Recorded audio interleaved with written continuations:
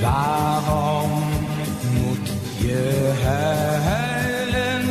De dag is zo mooi. Laat de zon vandaag maar schijnen voor jou en voor mij. En al komt er morgen regen, dat gaat weer voorbij.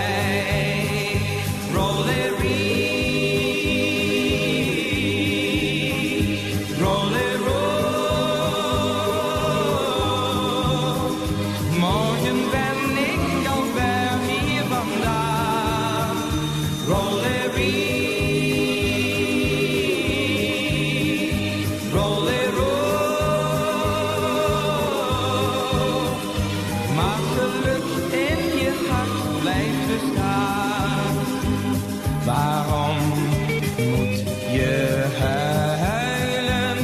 Geluk kent geen tijd. Neem dan afscheid zonder tranen. Dat doet minder pijn. Mensen gaan en